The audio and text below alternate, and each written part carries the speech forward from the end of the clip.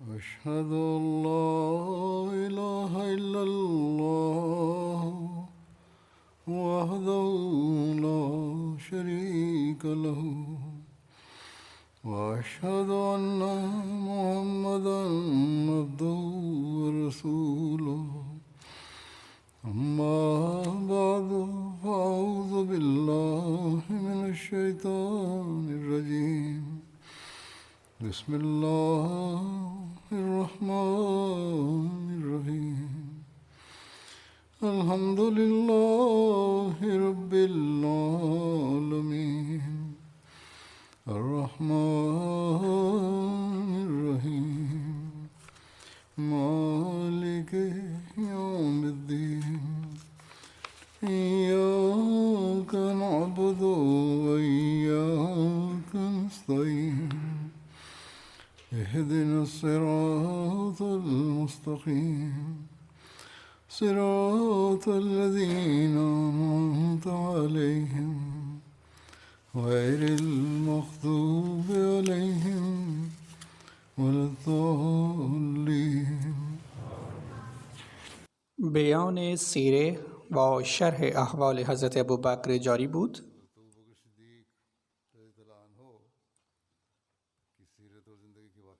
راجع به مقام و مرتبت حضرت ابوبکر صدیق در نگاه حضرت پیامبر اکرم صلی الله علیه و آله و سلم قبلا هم چند مطلب را عنوان کردم و باز هم مطالبی در این زمینه هست و از آن برمی آید که حضرت پیامبر اکرم صلی الله علیه و آله و سلم می خواستند که حضرت ابوبکر را جانشین و خلیفه خود معرفی کنند و به طور اشاره فرمودند بعد ازشان خداوند متعال حضرت ابوبکر را خلیفه و جانشین قرار خواهد داد. حضرت عایشه تعریف می‌کنند که حضرت پیامبر اکرم صلی الله علیه و آله و سلم در اثنای آخرین بیماری خویش به من فرمودند ابوبکر و برادرت را نزدم بخوان تا یک سند کتبی بدهم. می ترسم که یکی خواستار خلافت بخواهد خلیفه شود یا بگوید که من سزاوارترم، اما خدا و مؤمنان به جز ابوبکر هر کسی دیگر را به عنوان خلیفه نخواهند پذیرفت. یعنی اگر کسی دیگر ادعای خلافت کند مورد تکذیب قرار می گیرد و فقط ابوبکر خلیفه انتخاب می شود. سپس روایتی از حضرت حذیفه بن یمامه نیز نقل شده است که حضرت پیامبر اکرم صلی الله علیه و آله و سلم فرمودند نمیدانم تا کی در میانتان میمانم، پس از من اطاعت کنید و از آنهایی که پس از من می آیند. و این اشاره آن حضرت به حضرت ابوبکر و عمر بود.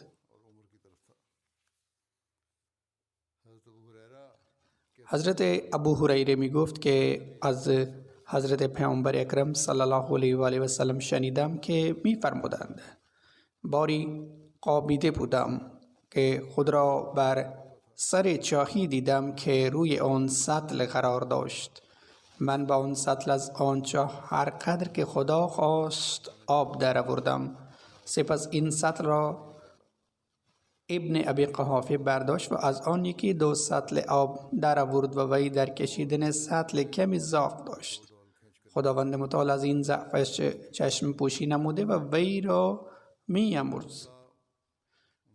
سپس آن سطل تبدیل به سطل بزرگ چرمی شد و ابن خطاب آن را به دست گرفت و از میان مردم هیچ کسی را ندیدم که همچون او قوی و قدرتمند باشد و این گونه سطل بزرگ آب را از چاه بیرون بکشد. وی آنقدر آب بیرون کشید که همه مردم سیراب شدند و به منزل‌های خود بازگشتند. یعنی آن حضرت به حضرت ابوبکر و حضرت عمر اشاره کردند که آنان بعد از من خلیفه انتخاب می شوند.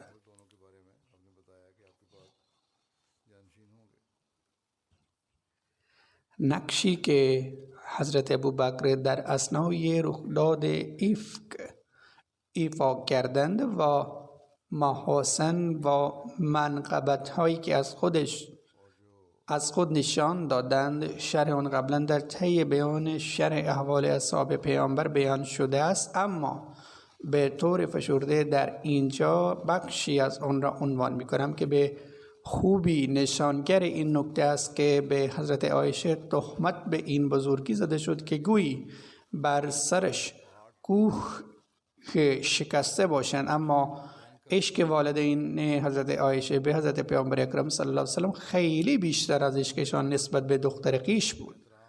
آنان دختر خود را در همان حال واگذاشتند که حضرت پیامبر اکرم صلی الله علیه و آله و سلم سلاح دانستند، تا این حد که باری حضرت عایشه به منزل والدین خود تشریف آوردند، اما حضرت ابوبکر بلا فاصله وی را به منزلش بازگرداندند. در صحیح بخاری نقل شده است که در ایام رخداد افک حضرت عایشه با اجازه حضرت پیامبر اکرم صلی الله علیه و آله و سلم با خدمتکاری به خانه والدین خود آمد. حضرت عایشه تعریف می‌کنند که من وارد خانه شدم و مادر خود دم رومان را پشت خانه و حضرت ابوبکر را در بالاخانه. در حال من وارد خانه شدم و مادر خود رومان را پشت خانه و حضرت ابوبکر را در بالاخانه در حال تلاوت قرآن شریف دیدم. مادرم پرسید دختر عزیزم برای چه آمدید؟ من تمام رخداد را برایش تعریف کردم، اما میبینم که وی از آن اصلا شوکه و حیران نشد، در حالی که فکر میکردم که با شنیدن این واقعه بسیار نگران و حیران میشود. مادرش به او گفت دختر عزیزم به این رخدادی که علیه تو عنوان میشود اصلا اهمیت نده، زیرا به خدا قسم بسیار نادرست است که اگر مردی زن زیبا داشته باشد و وی را بسیار دوست بدارد و او زنها هم باشند که از او حسادت بورزند و سپس قصه ها ساخته نشود. حضرت عایشه میگوید که بسیار حیران بودم که این رخداد مادرم را همانند من اصلا نگران نکرده است. سپس پرسیدم آیا پدرم از این واقعه اطلاع دارند؟ پاسخ داد بله. باز پرسیدم آیا حضرت پیامبر اکرم صلی الله علیه و آله و سلم هم از این اتفاق خبر دارند؟ گفت آری، ایشان هم می دانند. حضرت عایشه میگویند آنگاه اشک از چشمانم سرازیر شد و شروع به گریه کردم. حضرت ابوبکر صدایم را شنیدند که در بالاخانه قرآن شریف را تلاوت می کردند، پایین آمدند و به مادر گفتند به او چه شده است؟ مادر گفت به او آن خبر رسیده است که دربارش پخش شده است. از چشمان حضرت ابوبکر اشک‌ها جاری شد و گفت دختری عزیزم به تو قسم می‌دهم که به خانت باز کرده. حضرت عایشه میگویند آنگاه من به خانم بازگشتم. حضرت مسلم موعود در بیان مناقب حضرت ابوبکر با ذکر توطئه خطرناکی که منافقان بر رخداد افک علیه حضرت ابوبکر پیاده کرده بودند در جایی می‌فرمایند ما باید به این نکته دقت و تأمل کنیم که با بدنامی چه کسانی منافقان یا سردارانشان سود می بردند و بدین طریق این منافقان با چه کسانی می توانستند دشمنی خود را آشکار بکنند. آن حضرت می فرمایند که با دقت کمی هم می توان فهمید که منافقان و تهمت به حضرت عایشه راحت می توانستند با دو نفر دشمنی کنند، یکی حضرت پیامبر اکرم صلی الله علیه و آله و سلم و دوم حضرت ابوبکر رضی الله عنه، زیرا یکی شوهرش بود و دوم پدر، و این هر دو نفر کسانی بودند که با بدنامیشان به لحاظ سیاسی یا اقتصادی برای بعضی از افراد می توانست سودآور باشد یا نفع بعضی از افراد وابسته به بدنام شدن این دو نفر بود. وگرنه بدنامی شخص حضرت عایشه برای کسی مهم نبود یا فقط حقوق زنها می توانستند سود ببرند که حضرت عایشه از چشم حضرت پیامبر اکرم صلی الله علیه و سلم بیفتد و خودشان نور چشمه آن حضرت گردند. اما تاریخ شاهد است که حقوق زنهای حضرت عایشه رضی الله عنها در این رخدادها هیچ نقشی نداشتند، بلکه خود حضرت عایشه گفته است که از همسران حضرت پیامبر اکرم صلی الله علیه و آله و سلم آن کسی را که رقیب و حریف می دانستم حضرت زینب بود. به جز او هیچ کسی دیگر را حریف خود نمی پنداشتم، اما هیچ وقت این لطف زینب را نمی توانم فراموش کنم که چون به من تهمت زدن، آنگاه بیش از هر کسی که این تهمت را رد می کرد حضرت زینب بود. वो हजरत ज़ैनब थे। इनके अलावा और किसी बीवी को मैं अपना रकीब ख्याल नहीं करती थी, मगर हजरत आयशा پس با دشمنی حضرت عایشه رضی الله عنها اگر کسی می توانست سود ببرد، آن او زنها بودند و آنان اگر می خواستند می توانستند در این رخداد سهیم بشوند. تا حضرت عایشه از چشم حضرت پیامبر اکرم صلی الله علیه و آله و سلم بیفتد و بر نیکی عزتشان بیفزاید. सल्लल्लाहु अलैहि वसल्लम की निगाह से गिर जाएं और उनकी इज्जत बढ़ जाए, मगर तारीख से साबित है कि उन्होंने इस मामले में दखल ही नहीं दिया, यानी दूसरी बीवियों ने। और अगर किसी से آن کردار حضرت عایشه را تحسین نمودند. درباره همسری دیگر آمده است که وقتی حضرت پیامبر اکرم صلی الله علیه و سلم از راجع به این مسئله نظر خواستند و گفت من به جز خیر و نیکی هیچ چیز دیگر در عایشه ندیدم. پس اگر امکان دشمنی کسی با حضرت عایشه وجود داشت، آن حقوق زنها بودند، اما در این واقعه افک هیچ شرکتشان ثابت نیست.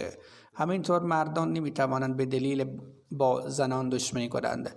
پس این تهمت به سبب کینه با حضرت پیامبر اکرم صلی الله علیه و آله و سلم یا کدورت با حضرت ابوبکر زده شد. مقام و مرتبتی که حضرت پیامبر اکرم صلی الله علیه و سلم داشتند، منافقان با از این قبیل تهمت ها به هیچ وجه نمی توانستند آن را خدشه دار کنند.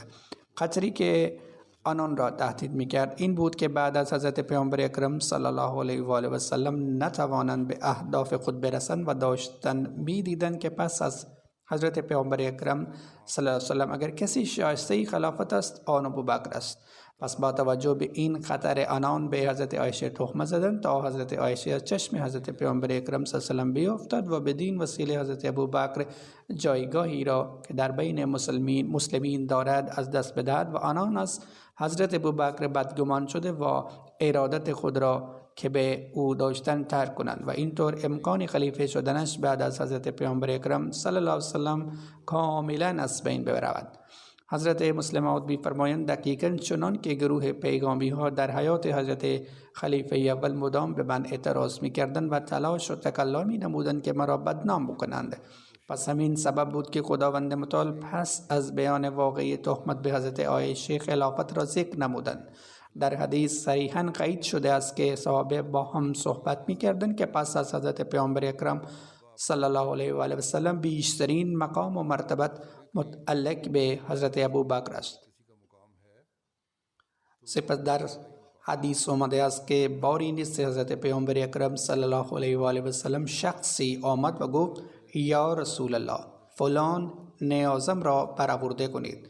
آن حضرت فرمودند فعلا امکان پذیر نیست، بعداً بیا. آن صحرانشین از فرهنگ و تمدن بوی نبرده بود، لذا صریح گفت شما هم انسانید. وقتی دوباره بیایم اگر شما در این دنیا نباشید آنگاه چه کار کنم؟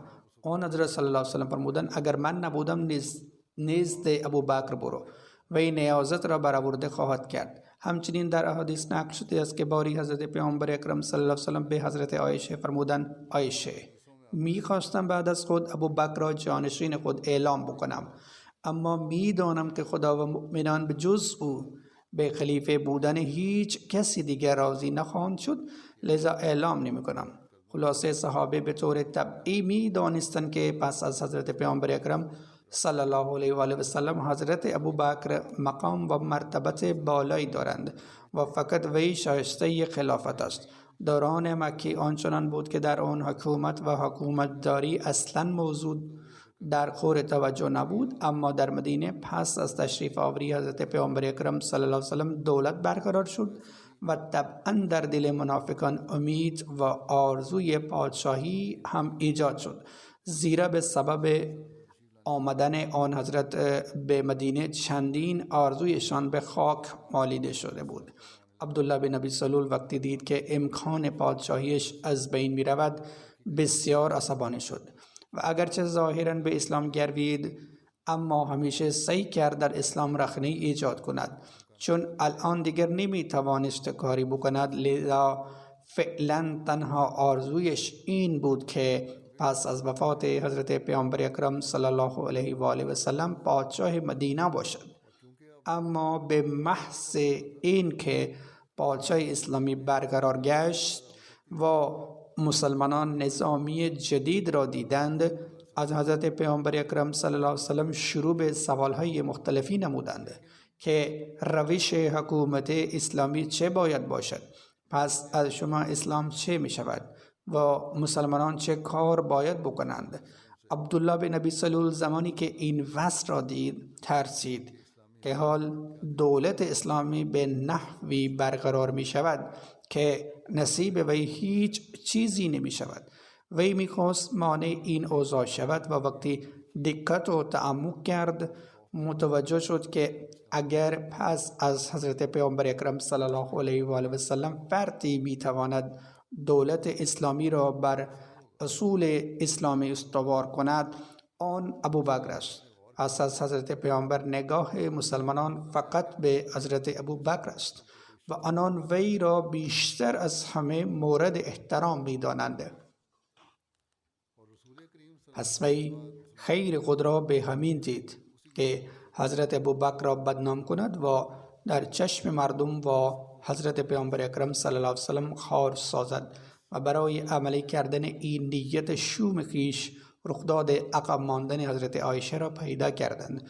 آنگاه این آدم پلید تهمت زشتی به حضرت عایشه زد که به طور اشاره در قرآن شریف بیان شده است و در احادیث شرح و تفصیل آن آمده است. هدف عبدالله بن ابی سلول از این کار این بود که این گونه حضرت ابوبکر در چشم مردم ذلیل و خوار شوند و روابط و میانش با حضرت پیامبر اکرم صلی الله علیه و سلم سرد شود و این گونه در برقراری آن نظام رخنه ایجاد می شد که برقراریش قطعی به نظر می رسید و اینطور تمام آرزوهایش نابود می شد. فقط عبدالله بن ابی سلول نبود که پس از وفات حضرت پیامبر اکرم صلی الله علیه و آله و سلم آرزوی حکومت را در سر بی پروراند، بلکه کسانی دیگر هم گرفتار این بیماری شده بودند، چون انسان منافق مرگ خود را همیشه بعید می بیند و راجع به مرگ دیگران زمانهایی تعیین می کند که لذا عبدالله بن ابی سلول هم مرگ خود را بعید می دانست، در حالی که نمی دانست که در حیات حضرت پیامبر اکرم صلی الله علیه و سلم با کمال نامرادی می میرد. وی اغلب این حدسیات می زد که اگر حضرت پیامبر اکرم فوت کنند پادشاهی عرب به وی می رسد، اما مشاهده نمود که نیکی و تقوا و پارسای ابوبکر در بین مسلمین مسلم است و زمانی که حضرت پیامبر اکرم صلی الله علیه و آله و سلم برای اقامه نماز تشریف نمی آوردند و زمانی که حضرت پیامبر اکرم صلی الله علیه و سلم برای اقامه نماز تشریف نمی آورند، ابوبکر به جایشان در نماز امامت می کند و وقتی مسلمانان نمی توانند از حضرت پیامبر اکرم صلی الله علیه و سلم فتوا بپرسند، از حضرت ابوبکر می پرسند. با دیدن این وضع عبدالله بن ابی سلول که به پادشاهی آینده امیدوار بود سخت نگران شد و خواست این وضع را دیگرگون سازد و با همین هدف برای از بین بردن نام نیکوی حضرت ابوبکر و پایین آوردن عظمتش در نگاه مردم به حضرت عایشه تهمت زد تا به وسیله این تهمت حضرت پیامبر اکرم صلی الله علیه و آله و سلم از حضرت عایشه متنفر شوند و نفرت آن حضرت منتج به این شود که حضرت ابوبکر از چشم حضرت پیامبر اکرم صلی الله علیه و آله و سلم و مسلمانان بیفتد و امکان خلیفه بعدی شدنش کاملا از بین رود. همین نکته را خداوند متعال در قرآن شریف بیان کرده است. فرمود ان الذین جاءوا بالافک عصبة منکم، یعنی آن کسانی که به حضرت عایشه رضی الله عنها تهمت زدند آنان از میانتان کسانی اند که خود را مسلمانان میخوانند، اما خداوند متعال در ادامه میفرماید لا تحسبوا شر لكم بل هو خیر لكم، لا تحسبوا شر لكم بل هو خیر لكم. تو به این فکر نکن که این تهمت نتیجه بدی همراه خواهد داشت، بلکه این تهمت هم به سبب بهتری و پیشرفت تو خواهد شد. چنانچه ایشان میفرمایند حالا ما اصول مربوط به خلافت را هم بیان میکنیم، خداوند میفرماید و این را هم به تو میگوییم که این منافقان تمام زورشان را بزنند باز هم ناکام خواهند ماند و ما خلافت را پابرجا میکنیم، زیرا که خلافت جزئی نبوت است و راهی برای محفوظ نگه داشتن نور الهی است. حضرت مسلمات فرمودند ببینید چگونه از اول تا آخر سوره نور فقط به یک موضوع اشاره می شود. اول تهمتی که به حضرت عایشه رضی الله عنها زده شد و چون هدف اصلی تهمت زدن به حضرت عایشه این بود که حضرت ابوبکر صدیق را تحقیر و کوچک کنند و رابطه‌ای که با حضرت محمد صلی الله علیه و سلم بود را برهم بزنند و در نتیجه آن عزتشان در نگاه مسلمانان نیز کم شود و نتوانند بعد از وفات پیامبر اکرم صلی الله علیه و سلم خلیفه ایشان شوند، چرا که عبدالله بن ابی سلول حس کرده بود که بعد از حضرت محمد اگر نگاه مسلمانان به کسی بیفتد آن حضرت ابوبکر خواهند بود و اگر خلافت توسط ابوبکر برپا شود خواب پادشاهی عبدالله بن سلول هیچ وقت محقق نخواهد شد. برای همین خداوند بلا فاصله بعد از این تهمت در رابطه با خلافت می‌فرماید که خلافت پادشاهی نیست بلکه وسیله‌ای برای برپا نگه داشتن نور الهی است.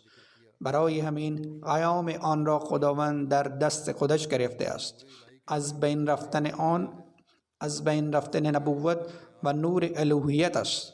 پس او این نبوت را حتما برپا می کند و بعد از هرگز نمیگذارد پادشاهی برپا شود و هر کس را بخواهد خلیفه می کند، بلکه او وعده می دهد که از بین مسلمانان نه فقط یکی بلکه افراد متعددی را خلیفه منتخب می کند و زمان نور را طولانی می کند. این موضوع همان طور است که حضرت خلیفه اول مسیح بیان می فرمودند که خلافت مثل آب گازدار مغازه کسری نیست که هر کس بخواهد از آن بنوشد. همینطور فرمودند تو اگر میخواهی تهمت بزنی بزن، نه تو میتوانی خلافت را از بین ببری و نه حضرت ابوبکر را از خلافت محروم کنی، زیرا که خلافت یک نور است و آن نور وسیله ظهور خداوند است. کجا انسان میتواند با تدبیر انسانی آن را پاک کند؟ بعداً میفرمایند همینطور نور خلافت در چند خانه دیگر نیز یافت می شود و کسی نمیتواند با تلاش و مکرهایش جلوی ظهور این نور را بگیرد.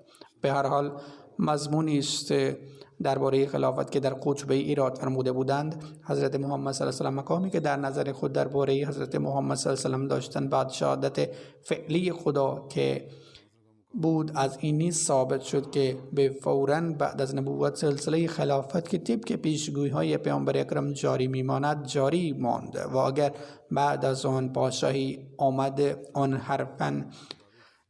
آن حرفها را برای بعد است. بعدها طبق وعده خداوند توسط حضرت مسیح ماد آن نظام دوباره قائم شد، جاری شد. درباره انکسار و تواضع حضرت ابوبکر آمده است. حضرت سعید بن مسیب روایت میکنند که یک بار حضرت محمد صلی الله علیه و آله و سلم همراه اصحاب خود در مجلسی نشسته بودند که شخصی با حضرت ابوبکر رضی الله عنه در افتاد و ایشان را رنجاند. بر این حضرت ابوبکر ساکت ماندند. او دومین بار ایشان را رنجاند که بر آن حضرت ابوبکر دوباره ساکت ماندند. او سومین بار ایشان را رنجاند که حضرت ابوبکر انتقام گرفتند که پیامبر اکرم صلی الله علیه و سلم برخاستند. حضرت ابوبکر فرمودند پیامبر اکرم آیا شما از من ناراحت شدید؟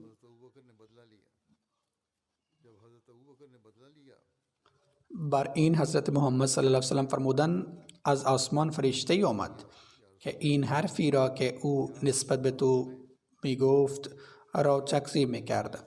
وقتی تو انتقام گرفتی شیطان آمد و من در مجلسی نمیشینم که شیطان در آن شامل شود. بعد حضرت محمد صلی الله علیه و آله و سلم فرمودند که 3 حرف هستند که بر حق اند. بر فردی توسط چیزی ظلم شود و او محض رضای خدای عزوجل از آن چشم پوشی کند. خداوند توسط نصرت خود آن را عزیز می کند. شخصی که دروازه هدیه‌ای را باز کند که به واسطه آن اراده او صله رحم صلح شود، خداوند توسط آن او را در کثرت مال می افزاید. سومین حرف این است که شخصی که دروازه گدایی را باز کند که به واسطه آن اراده او کثرت مال باشد، خداوند توسط آن او را قلت و کمی می افزاید. حضرت مسیح موعود علیه السلام صفات حضرت ابوبکر را بیان کرده می فرمایند. حضرت ابوبکر رضی الله عنه عارف بالله با معرفت تامه، حلیم و طبع و بی نهایت مهربان بودند. زندگی خود را انکسار و مسکینی بسر می کردند. بسیار بخشاینده و مجسم و شفقت و رحمت بودند. ایشان از نور پیشانی خود شناخته می شدند. ایشان رابطه عمیقی با حضرت محمد صلی الله علیه و سلم داشتند و روح ایشان با روح خیرالورا حضرت محمد صلی الله علیه و سلم پیوسته بود و نوری که مقتدا و محبوب ایشان حضرت محمد صلی الله علیه و آله و سلم را پوشانده بود، همان نور ایشان را نیز پوشانده بود و ایشان در سایه لطیف نور حضرت محمد صلی الله علیه و آله و سلم و زیر فیوز عظیم آن حضرت نهان شده بودند و در فهم قرآن و در محبت سید الرسل فخر بنی نوع انسان بین تمام مردم ممتاز بودند و زمانی که بر ایشان حیات اخروی و اسرار الهی آشکار شدند، ایشان تمام تعلقات دنیاوی را قطع کردند و بستگی های جسمانی را دور انداختند و در رنگ محبوب رنگین شدند و به خاطر یگانه هستی مطلوب هر مرادی را ترک کردند و تمام کدورت های جسمانی نفس سے ایشان پاک شد و در رنگ یگانه خداوند حقیقی رنگین شدند و در ردای رب العالمین گم شدند. و زمانی که محبت حقیقی الهی در عمق وجود، رگ و اساس و دل و در هر ذره وجود ایشان جاگیر شد و در افعال و اقوال ایشان و در نشست و برخاست هایشان انوار آن ظاهر شد، ایشان به نام صدیق موسوم شدند و با نهایت فراوانی و تر و تازه علم عمیقی از طرف عطا کننده بهتر از تمام عطا کننده ها از بارگاه خداوند عطا شد. صدق یک ملک راسخ و خاصیت طبعیشان بود و اثار و انوار همین صدق در ایشان و در هر قول و فعل و حرکت و سکون و حواس و انفاس ایشان ظاهر شد. ایشان از طرف پروردگار آسمان ها و زمین شامل گروه منعم علیه گردیدند. ایشان یک نسخه اجمالی کتاب نبوت بودند و ایشان ارباب فضیلت و امام جوانمردان بودند و دارنده سرشت پیامبران از افراد چیده شده بودند. بعد ایشان می‌فرمایند که این صحبت‌های من را تو مبالغه نپندار و چشم پوشی و نگرش ملایم ندان و همین طور این را گوارشی از چشمه محبت ندان، بلکه این حقیقتی است که از بارگاه رب العزت بر من ظاهر شده است. مقامی که حضرت ابوبکر بیان شده آنقدر ایشان تعریف کرده اند. حضرت مسیح موعود علیه السلام می فرمایند اینها را خداوند مستقیما بر من ظاهر فرموده است. خصوصیات و فضائل ایشان. سپس ایشان فرمودند روش ایشان توکل بر رب الارباب و کمی توجهی به اسباب بود و ایشان در آداب در سایه حضرت محمد صلی الله علیه و سلم و ایشان یک مناسبت اصلی با حضرت خیر البریه داشتند و به همین دلیل ایشان در لحظاتی چنان فیوزی حاصلشان کرد که حاصل دیگران در طولانی مدت و در اقلیم‌های دور دراز نشد. شامل بودن در 14 همراه حضرت محمد صلی الله علیه و سلم حضرت علی درباره این ذکر شده است که حضرت علی بن ابو طالب بیان فرمودند که پیامبر اکرم صلی الله علیه و سلم فرمودند یقیناً به هر پیامبری 7 یاور نجیب داده شدند. یا فرمودند یاور یا فقط یاور فرمودند و به من 14 تا داده شده اند. ما به ایشان گفتیم آنها چه کسانی هستند؟ ایشان فرمودند من 2 پسرم و حضرت جعفر و حضرت حمزه و حضرت ابوبکر، یعنی حضرت علی و 2 پسرشان حضرت جعفر، حضرت حمزه، حضرت ابوبکر، حضرت عمر، حضرت مصعب بن عمیر و حضرت بلال و حضرت سلمان و حضرت عمار و حضرت مقداد و حضرت حذیفه و حضرت عبدالله بن مسعود.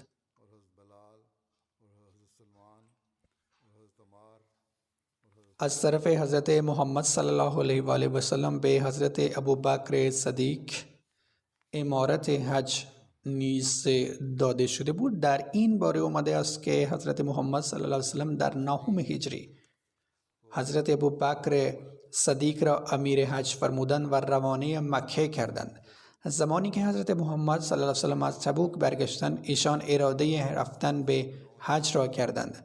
پس به ایشان گفته شد که مشرکین همراه بقیه مردم حج می کنند و الفاظ شرکیه می گویند و برهنه طواف خانه کعبه را انجام می دهند که حضرت محمد صلی الله علیه و سلم اراده حج در این سال را لغو کردند و حضرت ابوبکر صدیق رضی الله عنه را امیر حج کرده و روانه کرده فرمودند حضرت ابوبکر صدیق رضی الله عنه همراه 300 صحابه روانه شدند و حضرت محمد صلی الله علیه و سلم با آنها 20 جانور برای قربانی فرستادند که حضرت محمد صلی الله علیه و سلم خودشان در گردن قربانی ها به عنوان علامت جرس انداختند و نشانه گذاری کردند.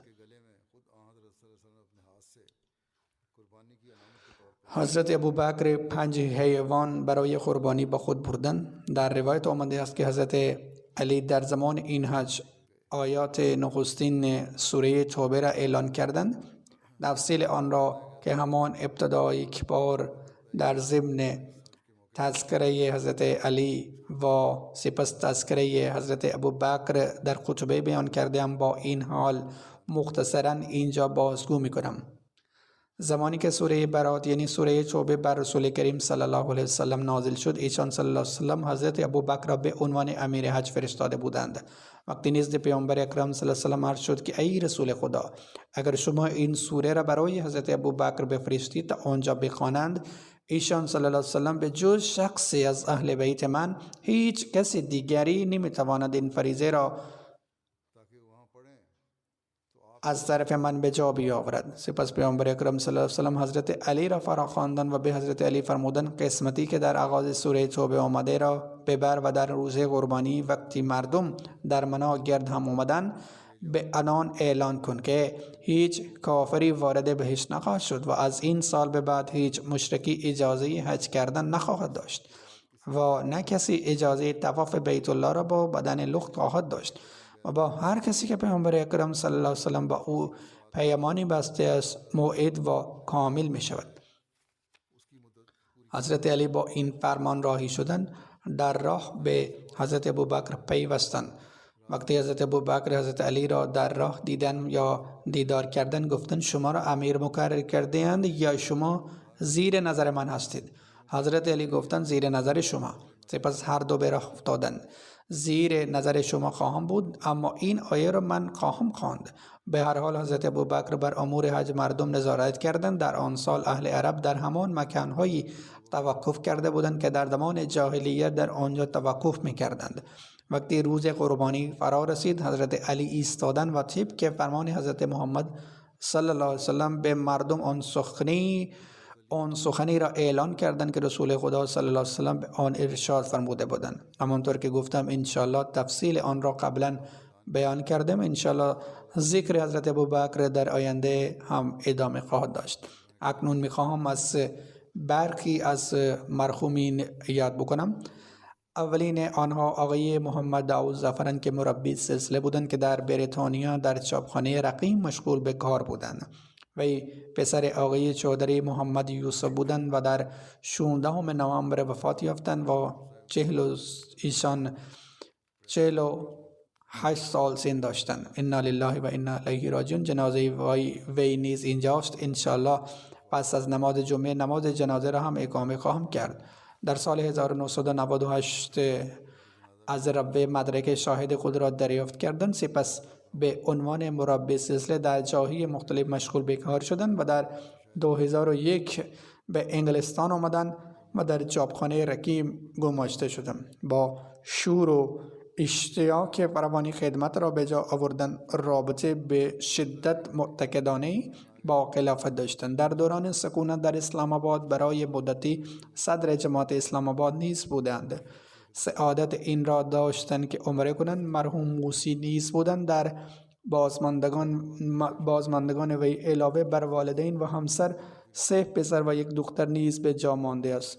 پدر وی آقای چودری یوسف تعریف می‌کنند که وقتی من او را به مربی شدن ترغیب دادم و این خواسته مرا تمام و کمال برآورده کرد.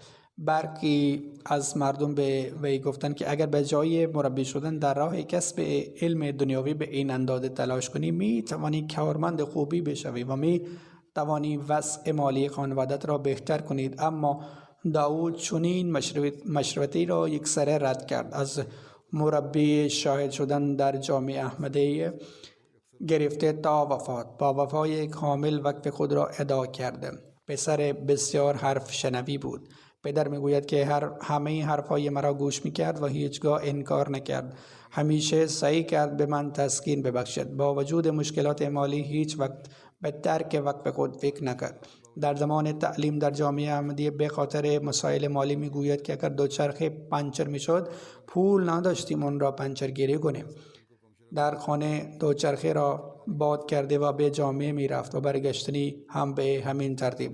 هیچ وقت گله و شکایت نکرد. مربی بود، مطیع خلیفه وقت و متوجه مقصد.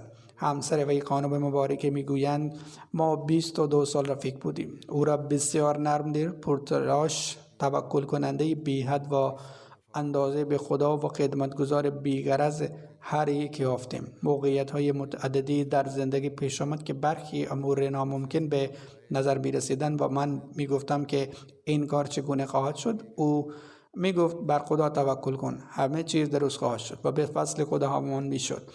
به بچه‌ها همیشه نصیحت می‌کردند که آدم خوبی باشید و هیچگاه به کسی آزار نرسانید. بچه‌ها را می‌نشاندند. همسرشان بگوید بچه‌ها را می نشاندن و اکثرا بیان می کردن که من هرچه امروز دارم به خاطر ارتباطم با خلافت دارم و به خاطر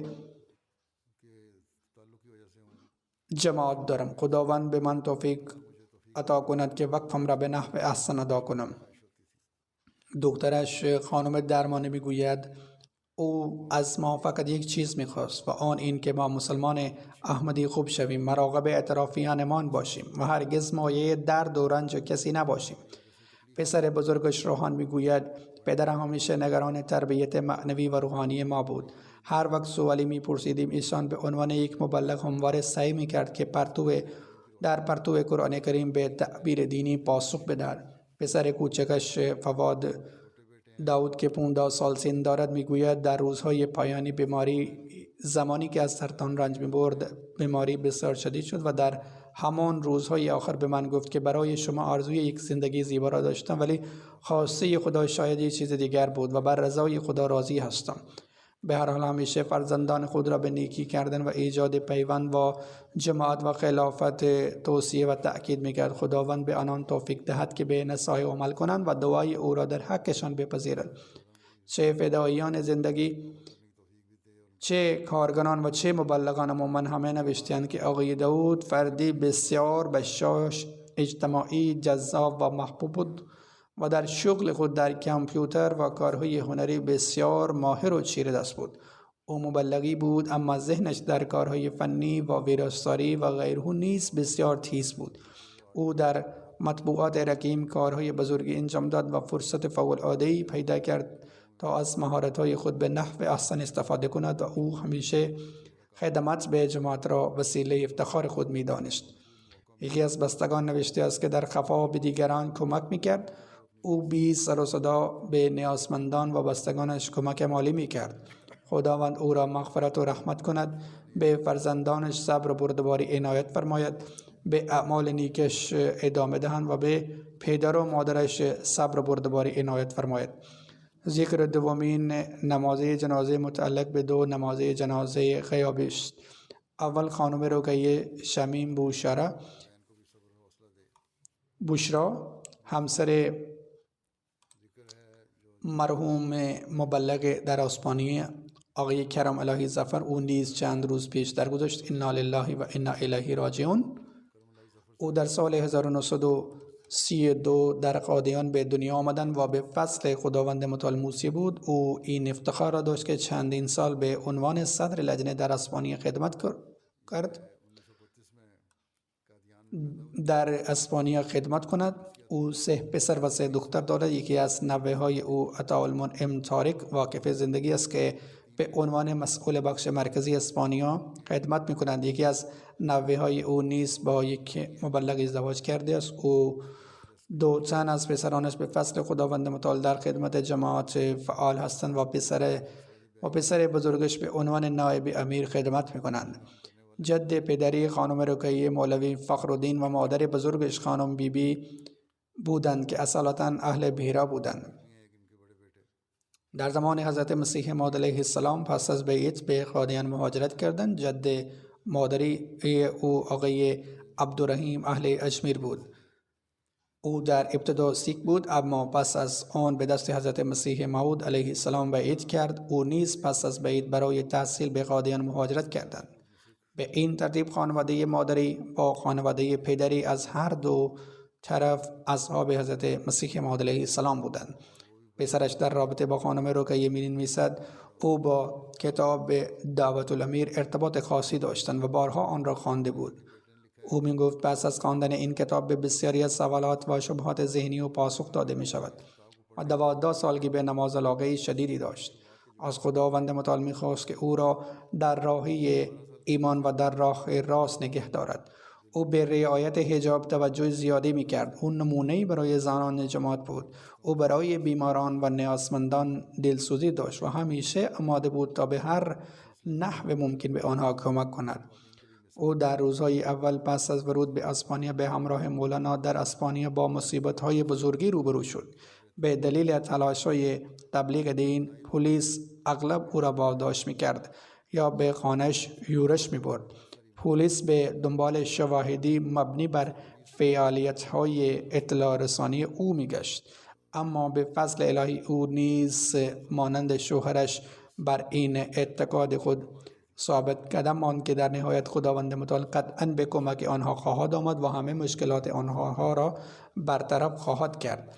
هنگامی که حضرت خلیفه سوم مسیح به مولانا دستور داد که زمینی مناسب در قرطبه برای ساختن مسجد بخرد و او نیز در حد توان خود در این امر کمک کرد و پسرش می‌نویسد وقتی ساخت مسجد بشارت شروع شد تقریبا هر روز با شوهرش با اتوبوس و غیره از کردوبا به پدرو آباد سفر می‌کرد تا کار ساخت و ساز پیشرفته آن را بررسی کند.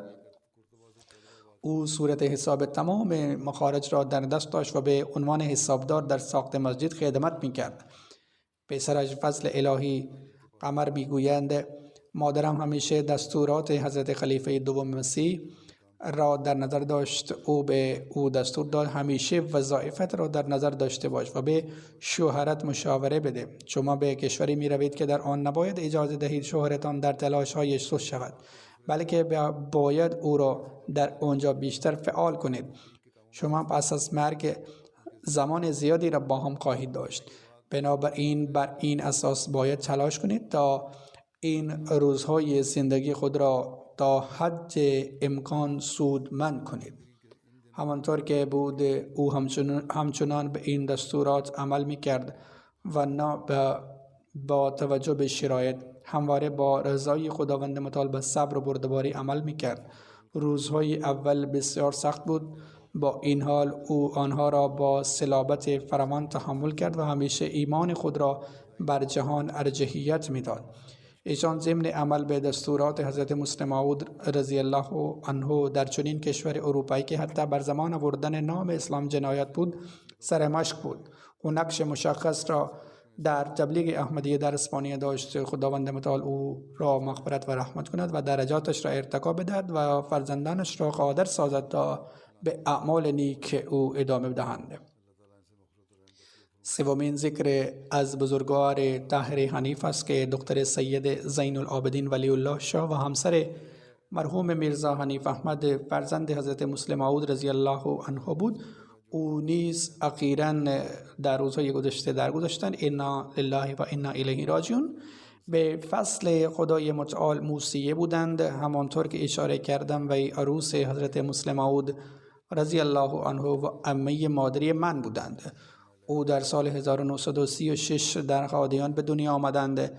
همانطور که اشاره کردم پدرش سید زین العابدین ولی الله شاه بودند که شرح بخاری را که دارای مجلدات فراوانی است نگاشت. او یک عالم بزرگی بود و مدتی در کشورهای عربی گذراندند. نام مادر خانم طاهره سیاره بود. او اصالتا اهل دمشق و عرب بود. احمدیت از طریق پدر بزرگ دکتر سید عبدالستار شاه رضی الله عنه به خانواده‌اش رسید و در سال 1901 به دست حضرت مسیح علیه السلام بیعت کرد. خداوند متعال همه خانواده را راهنمایی کرد، هدایت کرد. کودکان و بزرگترها نیز از طریق رویاها و در نتیجه این ایمان آنها را تقویت داد. حضرت دکتر سید عبدالستار شاه صاحب رضی الله عنه پدر بزرگ حضرت خلیفه چهارم مسیح رضی الله رحمت الله بود و از این رو دختر عموی ایشان بود. بزرگوار خانم طاهره از سال 1972 تا 1990 به عنوان سکرتری اصلاح و ارشاد برای لجنه ایمایل ربوی خدمت کرد و همچنین چند سالی را در سیرالیون به همراه همسرش که واقف زندگی بود گذراند. خداوند متعال 3 دختر و 1 پسر به آنان عطا فرمود. دختر بزرگش امات المؤمن میگویند غیر از نمازهای پنجگانه دیدیم که مادرمان در اقامه نماز تهجد، گرفتن روزه و تلاوت قرآن بسیار منظم بود. در واقع نماز اشراق را نیز می‌خواند. دعای اختیاری پس از طلوع خورشید. او همیشه پیوند این روش بود. او تمام کارهای خود را با محبت و تلاش انجام می‌داد و عبادت او نیز چنین بود. او در ادامه می‌گویند من شگفت زده می‌شوم از اینکه چطور می‌توانست علاوه بر اینها تمام وظایف دیگر خود را انجام دهد. به عنوان مثال حقوق همسر و حقوق همسایه‌ها، مراقبت از پدر، غذای بچه‌ها و پذیرایی پرشور از مهمانان و او عشق زیادی به جماعت داشت و با هر خلیفه‌ای در زمان حیاتش پیوند صمیمانه‌ای داشت. او بسیار به خلافت وفادار بود. او به ویژه حواسش به پرداخت وصیت بود. او همیشه به دیگران توصیه می‌کرد که به حضرتش نامه بنویسند و می گفت پس از نامه‌نگاری به خلیفه وقت احساس رضایت می شود. همچنین مرتباً برای من نامه می نوشت. در واقع بعد از هر خطبه نامه‌های از او دریافت می کردم و او در مورد جنبه‌های مختلف آن نظر خود را بیان می کرد و نکاتی را که در مورد پسند خاص خود بود ذکر می کرد. او هرگز سخنی از شکایت نمی گفت. و اگر چنین چیزی گفته میشد که ما در آن حضور داشتیم، به ما میگفت که نیازی به چنین صحبتی نیست، زیرا همیشه متوجه میشد که چنین افرادی همیشه در نتیجه ضرر خود را متحمل می شود، از آن بهره‌ای نبرده است. همانطور که اشاره کردم، او پیوند فوق‌العاده‌ای با خلیفه وقت داشت. او به شدت از فقرا مراقبت میکرد. آقای اختر به من نوشت که پدرشان مادر و آنها را ترک کرد و وی آنها را در خانه خود سکونت داد و مانند فرزندان خود از آنها مراقبت کرد و به همه نیازهای آنها اعم از غذا و نوشیدنی، پوشاک، درس و تحصیل رسیدگی کرد. اجازه نداد بیگانه احساس کنند. خداوند متعال همواره او را مغفرت و رحمت خود قرار بدهد. باش که او را در جمع بزرگانش مقام عطا بکند و فرزندانش را به اعمال نیکش ادامه بدهند.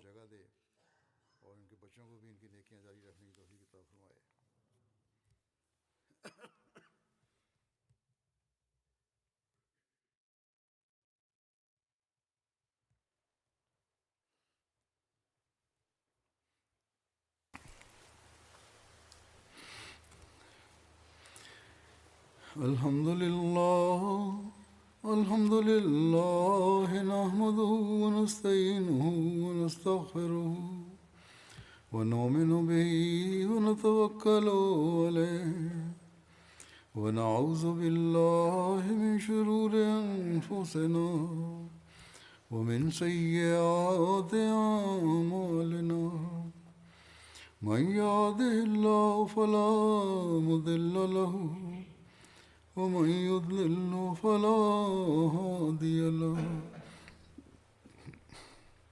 ونشهد أن لا إله إلا الله ونشهد أن محمدا عبده ورسوله عباد الله رحمكم الله إن الله يأمر بالعدل والإحسان وإيتاء ذي القربى وينهى عن الفحشاء والمنكر والبغي يعظكم لعلكم تذكرون اذكروا الله يذكركم وادعوه يستجب لكم ولذكر الله أكبر.